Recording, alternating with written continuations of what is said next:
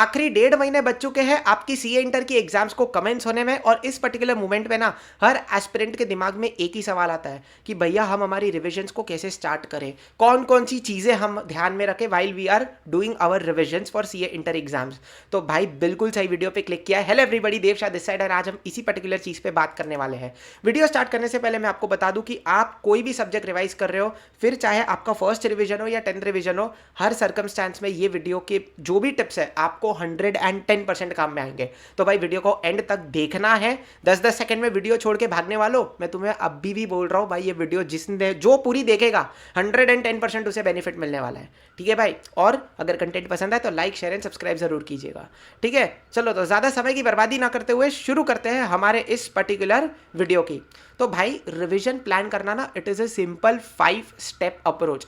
ज्यादा कोई बड़ा काम नहीं है, 5 स्टेप्स एंड आपका काम हो गया। सबसे पहला स्टेप क्या है भाई, you have to analyse your time allocation. कौन से, देखो हर सब्जेक्ट में आपके कुछ स्ट्रॉन्ग चैप्टर्स होंगे, आपके कुछ वीक चैप्टर्स होंगे। आपको ये समझना पड़ेगा कि भाई जो भी मेरे स्ट्रॉन्ग चैप्टर्स है वो कम टाइम में मेरे रिवाइज करके खत्म हो सकते हैं, और जो वीक चैप्टर्स है उन्हें ज़्यादा टाइम लगने वाला है, क्योंकि वीक चैप्टर्स में कंसेप्ट को समझने में टाइम लगता है, क्योंकि उतना अच्छे से हुआ नहीं होता है तो समय लगेगा। तो ट्राई टू अलोकेट, और जो भी चैप्टर्स में कम टाइम लगने वाला है ना भाई, उसको डिसाइड करो एंड ये फटाफट खत्म करो। अब इसका ना कोई सेट शेड्यूल नहीं है भाई, आप ही को एनालाइज करना पड़ेगा कि मेरे हर सब्जेक्ट में कौन से चैप्टर स्ट्रॉन्ग है, कौन से चैप्टर्स वीक है, उसके बाद ही आप इस डिसीजन पे पहुंच पाओगे। इसी के अलावा दूसरी चीज़ भाई, आपका टाइम इस पर्टिकुलर चीज़ पे भी डिपेंड करेगा कि आपको जो प्रॉब्लम्स सॉल्व करने हैं वो कितने बड़े हैं एंड क्वांटिटेटिवली कितने हैं। जैसे अब ये ना कोई भी प्रैक्टिकल सब्जेक्ट पे ये टिप काम आ जाएगी। जैसे मैं बोलता हूँ अकाउंट्स, अब अकाउंट्स में 2 चैप्टर्स है, मैं बोलता हूँ एक बायबैक, सॉरी एडवांस अकाउंटिंग में एक बायबैक है एंड एक है कंसोलिडेशन। ऑफकोर्स कंसोलिडेशन के सम्स बहुत ज़्यादा बड़े हैं और बायबैक के सम्स बहुत छोटे छोटे हैं। तो भाई छोटे चैप्टर्स में ना 1-2 सम करके फटाफट निपटा देने का, उस पर ज़्यादा समय बर्बाद नहीं करने का, प्रोवाइडेड आपको चैप्टर अच्छे से आता हो। एंड जो बड़े बड़े चैप्टर्स है ना, उसमें भी 1-2 सम ही करने का, लेकिन वो कौन से सम्स होंगे वो आपको और ज़्यादा अच्छे से डिसाइड करना है। तो भाई कौन से प्रॉब्लम्स को करने में कितना टाइम लगेगा, इस बेसिस पे भी आपका टाइम अलोकेशन होना चाहिए। इसी के अलावा आप कौन से टाइम स्लॉट्स पिकअप करते हो भाई, बहुत अच्छे से चुनिएगा।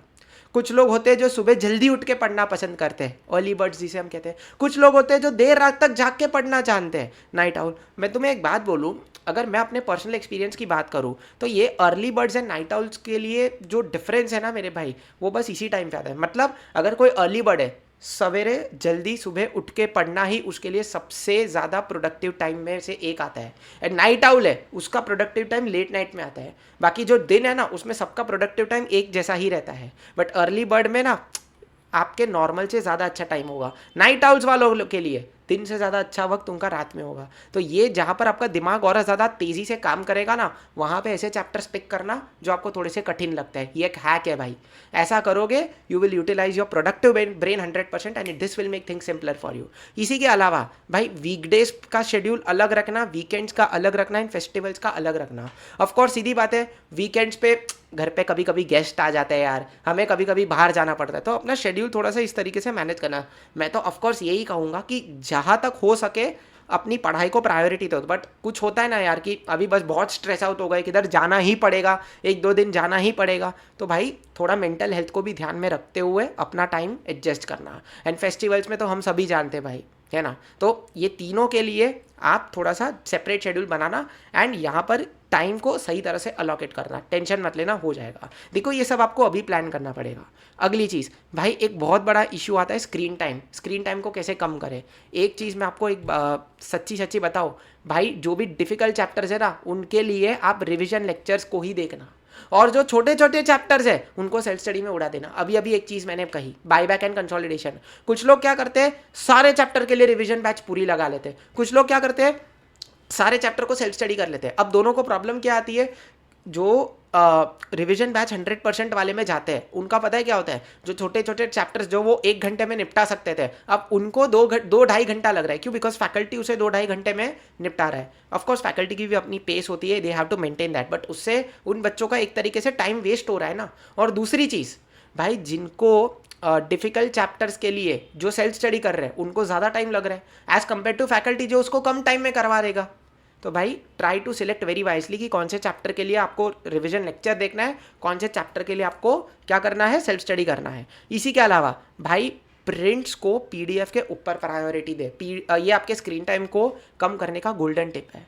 काफ़ी लोग मैं देखता हूँ भाई हर चीज़ का पीडीएफ चाहिए, हर चीज़ का पीडीएफ चाहिए, मतलब जेरोक्स वाले की दुकान नीचे ही है, 10 रुपये में पूरा पूरा तुम प्रिंट करवा सकते हो कोई पेपर, भाई तो भी पीडीएफ में देखना है, क्यों? 10 रुपये बचाने। अरे मेरे भाई मैं आपको एक सिंपल सी चीज़ बोलूँ, अपने आप से पूछो, अगर आप सच में फाइनेंशियली इतने इनस्टेबल हो कि आप 10 रुपये का भी खर्चा नहीं कर सकते एक पेपर पे, only then use PDF. But अगर आप 10 रुपये का, अरे ब्लैक एंड व्हाइट प्रिंट होता है ना भाई, 20 पेज का पेपर है, आप बोथ साइड प्रिंट करोगे, 10 रुपये में आपका ब्लैक एंड व्हाइट का 10 रुपये में काम हो जाएगा भाई, है ना? तो क्यों 10 रुपये के लिए आप अपनी प्रेशियस आइस को धोखा दे रहे हो? क्यों आप अपनी 10 रुपये के लिए अपनी प्रेशियस आइस को स्ट्रेन दे रहे हो? इसी से आपका स्क्रीन टाइम बढ़ रहा है। पीडीएफ को अभी एकदम मिनिमाइज कर दो और प्रिंट्स पे ज़्यादा ध्यान दो। सिंपल सी बात है मेरे भाई, जितना ये कम करोगे भाई उतना तुम्हारा स्क्रीन टाइम बचेगा। ये गोल्डन टिप है। अच्छा, अगला स्टेप क्या आ जाता है भाई? आपका स्लीप शेड्यूल और स्क्रोलिंग इंस्टाग्राम। अब रुकना, मैं बाकियों की तरह आपको ये नहीं बोलूँगा कि इंस्टा स्क्रोल कर रहे हो तो फ़ोन बंद कर दो, इसका सोल्यूशन अलग है। पहली चीज़ मैं स्लीपिंग पे बात कर देता हूँ मेरे भाई। भाई देखो, इस वक्त है ना, काफ़ी लोग आके आपको बोलेंगे भाई रात को देर से सो, सुबह जल्दी उठ। भाई कुछ फॉलो करने की ज़रूरत नहीं है। पहली बात तो जो पहले से शिद्दत से पढ़ रहा है ना, उसको ये टिप फॉलो करने की ज़रूरत ही नहीं है, ठीक है? अगर आप पहले से थोड़ा सा भी सिंसियर होकर पढ़ रहे हो, पूरा मैं एक्सपेक्ट भी नहीं कर रहा, बट आप पहले से थोड़ा सा भी सिंसियर होकर पढ़ रहे हो ना, अगर आपको थोड़ा लगता है कि मैंने 30-40% भी सिंसियरिटी से पढ़ा है, भाई इस टिप को फॉलो करना ही मत, क्योंकि it is only and only going to break you mentally. ये मैंने ये मतलब मैंने खुद ने भी ट्राई किया है एंड मैं काफ़ी लोगों को आज भी गाइड करता हूँ कि रात को देर से सोना और सुबह जल्दी उठना और भाई पूरा दिन पढ़ाई करना, ये सबसे बड़ी बेवकूफ़ी है इस पर्टिकुलर पॉइंट ऑफ टाइम पे। सॉरी मैं ऐसे शब्द यूज़ कर रहा हूँ, बट मेरा यूज़ करना ज़रूरी है, ठीक है? तो प्लीज़ इससे दूर रहना भाई, ये बहुत ही ख़राब चीज़ है। अपना शेड्यूल अर्ली बर्ड या नाइट आउल के हिसाब से सिलेक्ट करो एंड उसी के साथ करो। अगर नाइट आउल है तो सुबह शांति से उठो, और अगर अर्ली बर्ड है तो रात को जल्दी सो जाओ। इसी के अलावा भाई एक इंस्टा स्क्रोलिंग का आपको सोल्यूशन दूँ, भाई कंटेंट को कंज्यूम करने की जगह पे कंटेंट क्रिएट करना चालू करो। मैं आपको एक एग्जांपल देता हूँ। अभी अभी ना 2 दिन पहले मेरे एक एस्पिरेंट से बात हुई थी, 2 दिन या 2 महीने पहले मेरे एक एस्पिरेंट से बात हुई थी। उसने बताया क्या बोला कि भैया मैं लॉ सब्जेक्ट के लिए क्या करता हूँ, हर चैप्टर के लिए ना 16-17 मिनट मैं खुद बोलता हूँ और उसे मैं रिकॉर्ड करता हूँ, और जब भी मैं फ्री होता हूँ, मेरे पास कुछ करने के लिए नहीं होता ना, जब भी मैं फ़ोन उठाता हूँ मैं उस रिकॉर्डिंग को बस सुनता हूँ। अपने खुद की बोली गई क्या बोलते हैं, अपनी खुद की बोली गई वाणी को मैं सुनता हूँ। इससे उसका लॉ का रिवीजन बहुत अच्छी तरह से हुआ। That guy ended up scoring an examination. भाई this is how the things work. तो आपके हाथ में फ़ोन है, देखो phone is never a distraction. मैं तुम्हें पहले भी बोल चुका हूँ, आज भी बोल रहा हूँ, फ़ोन तुम्हारे लिए डिस्ट्रैक्शन है ही नहीं। तुम फ़ोन को यूज़ कैसे कर रहे हो, तुम फ़ोन को यूज़ कैसे कर रहे हो, उस चीज़ पे डिपेंड होता है कि तुम्हारे लिए वो डिस्ट्रैक्शन है या नहीं। भाई जो काफ़ी लोग हैं जो फ़ोन पे इस तरीके का कंटेंट क्रिएट भी कर रहे हैं और उनको उसका फ़ोन का भी प्रोडक्टिव यूज़ कर रहे हैं, बट कुछ लोग सिर्फ पढ़े इंस्टा स्क्रॉल करने में। तो भाई इंस्टा स्क्रॉल करने की जगह पे मैं ये नहीं बोल रहा फ़ोन स्विच ऑफ करो, shift to creating content from just consuming content. मेरे पास भी रोज ऑप्शन आता है ना कि या तो यूट्यूब पूरा दिन फनी वीडियोस देखने में यूज़ कर, या फिर यूट्यूब पे कुछ वैल्यूएबल कंटेंट क्रिएट करके थोड़ी सी रीच कमा। मेरे पास भी हर रोज़ ये सवाल उठ के आता है, बट हर रोज़ मैं क्या सिलेक्ट करता हूँ भी, नहीं कुछ कंटेंट क्रिएट करना है ताकि मेरे साथ साथ आपका भी बेनिफिट हो। ऐसी चॉइस आपको भी अभी करनी पड़ेगी। Just make your choices correct and everything will work correctly, ठीक है? इसी के अलावा कुछ जनरल टिप्स स्टेप नंबर 4 में आपको डिसाइड करनी है कि कौन सा मटीरियल रेफर कर रहे हो। देखो जो मटीरियल अब तक रेफर कर रहे हो वही रेफर करना, एंड कौन से सम्स आपको पिक करना है लास्ट डे रिविजन या उसके लिए, उस पर ज़्यादा फोकस करना। खैर ये सब तो बाकी क्रिएटर्स भी इस पर बात करते हैं, तो मैं ज़्यादा बात नहीं करूँगा। मैंने उस चीज़ पे ज़्यादा फोकस किया जहाँ पे मुझे लगा कि मुझे फोकस करने की ज़रूरत है। एंड अंतिम चीज़ भाई, इस टाइम पे ना पॉसिबल है कि आपको बहुत ज़्यादा स्ट्रेस होता होगा। स्ट्रेस को पता है कैसे हैंडल करने का? बेस्ट चीज़ ये स्ट्रेस और ये प्रोक्रेस्टिनेशन के लिए टाइम ही मत छोड़ो। तो मैं पता है स्ट्रेस हमारी लाइफ में आता क्यों है? Stress comes from only not taking actions. आप जितना ज़्यादा एक्शन लोगे स्ट्रेस अपने आप कम हो जाएगा, ट्रस्ट मी। जैसे कि मैंने एक चीज़ बोली, रोज़ सुबह उठ के या तो मैं ये थिंक कर सकता हूँ या तो ये सोच सकता हूँ कि यार मेरा कल का दिन अच्छा नहीं गया, या तो रोज़ सुबह उठ के मैं ये सोच सकता हूँ कि चल कल का दिन जैसा गया वैसा गया, आज मैं एक्शन लेता हूँ, और अगर मैं कल से 1% भी, अगर मैंने 1% भी एक्शन लिया तो मैं कल से बेटर हो जाऊंगा क्योंकि मैंने कल कुछ नहीं किया था। बस once again it is all a matter of choice. तुम्हारी चॉइस से डिसाइड करती है तुम किस टाइप का कंटेंट देखते हो। तुम्हारी चॉइस ही डिसाइड करेगी कि तुम्हारे लिए फ़ोन डिस्ट्रैक्शन है या नहीं, और तुम्हारी चॉइस ही डिसाइड करेगी कि तुम्हारे लाइफ में स्ट्रेस आने वाला है कि नहीं।